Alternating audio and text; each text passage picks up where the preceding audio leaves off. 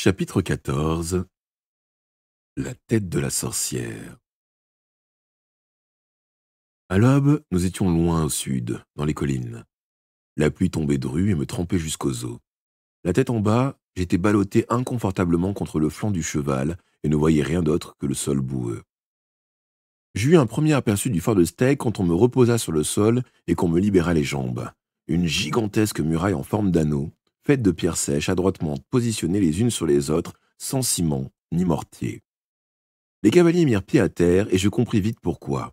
On ne pénétrait pas dans la forteresse. On ne pénétrait dans la forteresse que par une porte trop étroite pour laisser passer un cheval.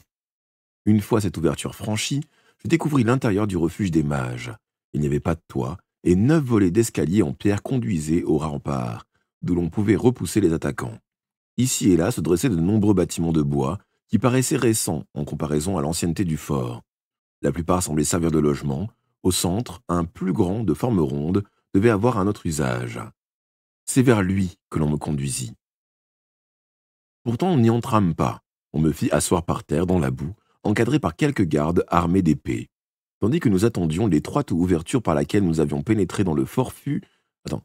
Tandis que nous attendions, l'étroite ouverture par laquelle nous avions pénétré dans le fort fut scellée avec des pierres, avec tant d'adresse qu'on ne devinait plus la moindre trace de porte. Les serviteurs, restés à l'extérieur, avaient dû conduire les chevaux à l'abri. On me remit enfin sur mes pieds pour me conduire à la suite du boucher dans le grand bâtiment. Je découvris une haute estrade circulaire. Sur toute sa surface était gravé un large pentacle, comme ceux que les mages utilisent pour invoquer un démon ou toute autre entité surnaturelle. Une table entourée de chaises était installée au centre. 9 gardes armés se tenaient autour de l'estrade, enfoncés jusqu'aux chevilles dans le sol boueux. 7 mages aux pieds nus attendaient sur l'estrade. Près du bord se tenait Sean le mince, la tête baissée, le visage dans l'ombre de son capuchon. Il berçait son fils, Conal, enveloppé dans sa couverture. Doulan s'approcha de l'estrade et s'adressant à lui, aboya. « Où est Scarabech ?»« J'ai échoué. En dépit de mes efforts, elle est toujours prisonnière. Mais son geôlier est prêt à l'échanger contre le garçon. » Sean me désigna d'un signe de tête. « Je vous conseille de le laisser partir, et Scarabech sera là pour être sacrifié, la prochaine fois que nous célébrerons le rituel. » Le chef des mages l'interrogea avec colère. « Qui est son geôlier ?»«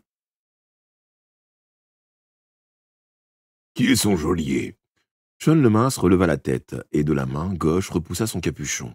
À la marque gravée dans son front, et qui saignait encore, je sus aussitôt quel ennemi s'était montré plus fort que lui. Elle s'appelle Grimalkin, elle est tueuse d'un puissant clan de sorcières de l'autre côté de la mer. Je n'avais jamais affronté un adversaire aussi habile. Ma force et ma magie ne pouvaient rien contre elle. J'étais totalement à sa merci, avoua Sean.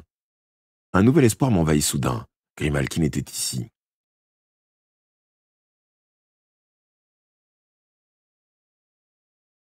Est-elle seule ou accompagnée d'autres membres de son clan ? Demanda Doulan. Elle est seule. Dans ce cas, on peut en venir à bout. Sean détourna le regard. Bien que nous ayons échoué à faire venir le dieu, notre tentative a porté quelques fruits, déclara le boucher avec assurance. Elle a renforcé notre magie. La tueuse est seule. Si vous me transmettez vos pouvoirs, je serai capable de la tuer. Je serai son bourreau.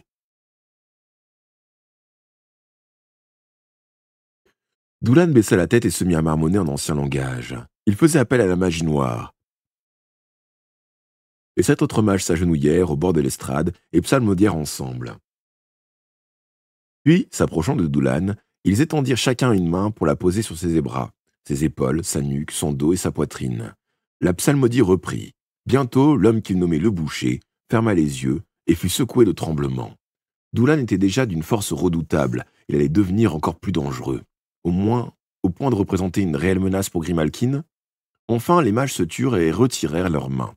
Doulan montra les dents. « J'y vais, je vous apporte la tête de notre ennemi. » Il quitta la salle et on me tira derrière lui. Je me demandais comment il allait quitter le fort. Devrait-on retirer les pierres qui bloquaient maintenant le passage ? Le mage se dirigea vers une des volées d'escalier menant au chemin de ronde. Près de là, s'élevait un poteau de fer auquel était attachée une longue corde roulée à son pied. Doulan en saisit l'extrémité On la tira derrière lui, tout en gravissant les marches.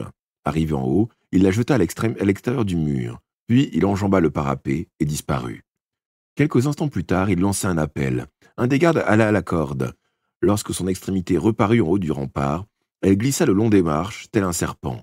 De nouveau, on me fit mettre à genoux, et l'attente commença. Elle dura toute la journée. Mes gardes furent remplacés 2 fois. J'étais trempé, je frissonnais de froid, et je mourais de faim. Au crépuscule, j'entendis un cri lointain, un râle de douleur. L'un des gardes cracha dans la boue. Ce n'est qu'un animal. Ce n'était pas ce que me disait mon oreille d'apprenti épouvanteur. Ce cri était bel et bien humain. De temps à autre, un des mages escaladait les remparts et scrutait l'obscurité. À cette heure, la lune aurait dû être visible à l'est, mais de sombres nuages annonçaient de nouvelles pluies, et la nuit était de plus en plus noire. On accrocha des lanternes à des crochets fixés au mur. Elles ne donnaient qu'une faible lumière, comme si la viscosité des ténèbres l'absorbait. Les mages discutaient dans le bâtiment rond. Leur voix, assourdie, indistincte, ne me parvenait qu'à peine. Puis un ordre clair retentit à l'extérieur. « Envoyez la corde !» Ce timbre grave et autoritaire était celui du boucher. Revenait-il vainqueur? Un garde avait jeté la corde. Bientôt, Doulan apparaissait en haut du rempart. Le garde éleva une lanterne qui éclaira son visage. Doulan descendit les marches alors qu'il atteignit le sol et passait près d'une autre lanterne. Je vis qu'il balançait quelque chose au bout du bras. Chauvelemain sortit du bâtiment, suivi des mages. Debout derrière moi, ils attendirent que Doulan s'approche. De la main droite, il sortit de sa ceinture un long couteau à la lame ensanglantée. Sa main gauche tenait par les cheveux une tête coupée. Une nausée me tordit l'estomac. Le boucher éleva la tête afin que tout le monde pût la voir. Je reconnus ce visage, avec sa beauté sauvage, ses hautes pommettes, ses lèvres peintes en noir. « La voilà !» cria-t-il. « La tête de la sorcière !» Grimalkin était morte.